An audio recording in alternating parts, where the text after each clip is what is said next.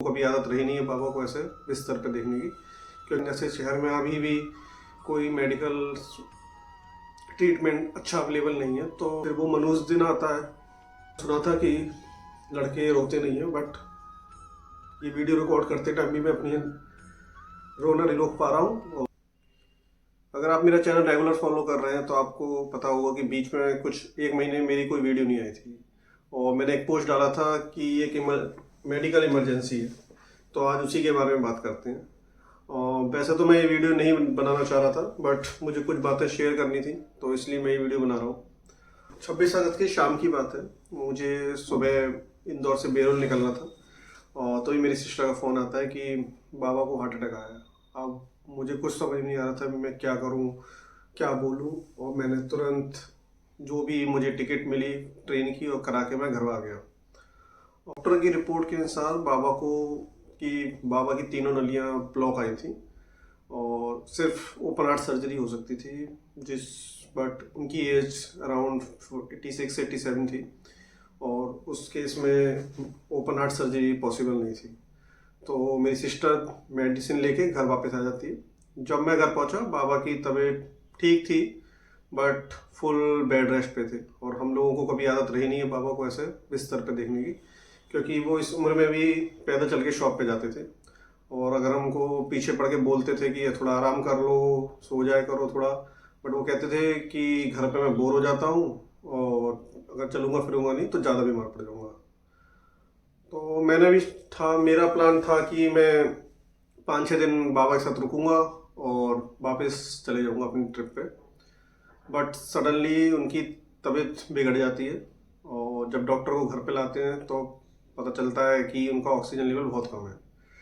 तुरंत ऑक्सीजन की सिलेंडर की व्यवस्था करता हूँ और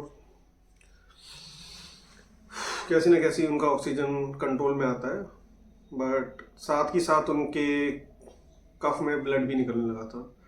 अब हमें समझ नहीं आ रहा था कि क्या करना है, और खासकर जैसे शहर में अभी भी कोई मेडिकल ट्रीटमेंट अच्छा अवेलेबल नहीं है, तो हम उनको नोएडा ले जाने की सोचते हैं और एम्बुलेंस की व्यवस्था करके कैसी न कैसी उन्हें नोएडा ले जाके एडमिट कराते हैं। वहाँ लगभग 10-11 दिन वहाँ लगभग 10-11 दिन उनका इलाज चलता है और उनके ब्लड से कफ निकलना बंद हो जाता है, ऑक्सीजन लेवल भी कंट्रोल में आ जाता है और डॉक्टर उनका स्टैक डालने को बोलते हैं, बट हम कम से कम 10-15 डॉक्टर के साथ डिस्कशन करते हैं, वीडियो कॉल करते हैं और सबका सजेशन यही रहता है, फैमिली से भी बात करते हैं कि सबका सजेशन यही रहता है कि इस उम्र में स्टैक डलवाना बहुत रिस्की हो जाएगा। तो हम फिर वही मेडिसिन लेके वापस उनको कासगंज ले जाते हैं। 2-3 दिन उनकी तबीयत ठीक रहती है और सडनली उनकी तबीयत ज़्यादा बिगड़ने लगती है और डॉक्टर ने भी जवाब दे दिया था, बट हमें एक उम्मीद थी कि वो बच जाएंगे। ये एज अ फैमिली सबको उम्मीद होती है कि वो बच जाएंगे। और फिर वो मनोज दिन आता है 21 सितंबर 2023, जिस दिन हमें छोड़ के चले जाते हैं। मैंने आज तक सुना था कि लड़के रोते नहीं हैं, बट ये वीडियो रिकॉर्ड करते टाइम भी मैं अपनी रोना नहीं रोक पा रहा हूँ और उस दिन तो मेरी हालत बहुत बेकार थी।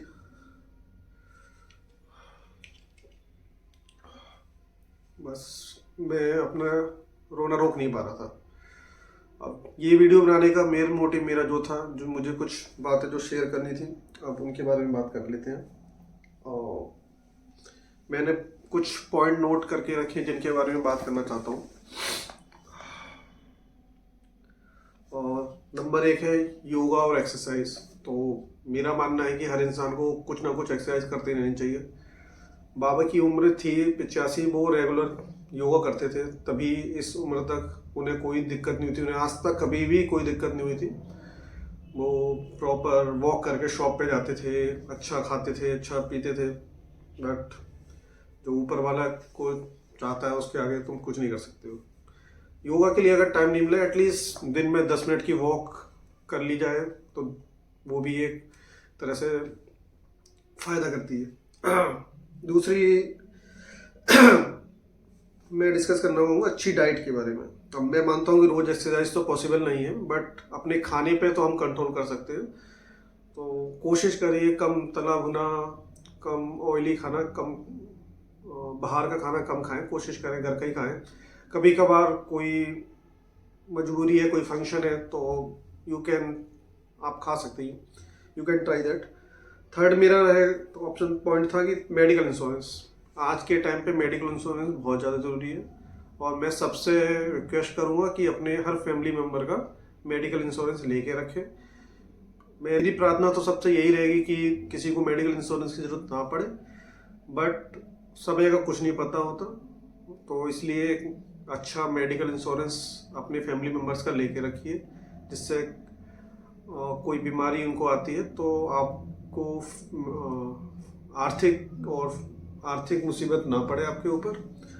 नंबर 4 मेरा पॉइंट था कि अपनी सेविंग खर्च करने से पहले उसको बचाना सीखिए, और इतना फंड अपने पास रखिए कि कोई भी इमरजेंसी आती है तो आप उसके लिए तैयार रहें। अराउंड मेरा मानना है, मतलब कम से कम अपनी कमाई के हिसाब से उस हिसाब से सेविंग करिए। हो सके 4 लाख 5 लाख आपके पास एफडी में हो, जिससे, और आजकल टर्म एफडी चलती है जो आप कभी भी तोड़ सकते हैं, जिसमें आपको कोई एक्स्ट्रा चार्ज नहीं कटेगा, तो वो आप करा के रख सकते हैं कि जब भी ज़रूरत पड़े तो आप वहाँ से पैसा निकाल लें। और 5वां लास्ट पॉइंट था मेरा फ्रेंड्स और फैमिली के बारे में। मैंने कहीं पढ़ा था कि मेरी जेब में जरा सा छेद क्या हुआ, सिक्कों से ज़्यादा मेरे रिश्तेदार गिर गए। तो मेरा मानना ये है कि मुसीबत में ही आपको अपने रिश्तेदारों दोस्तों की पहचान होती है।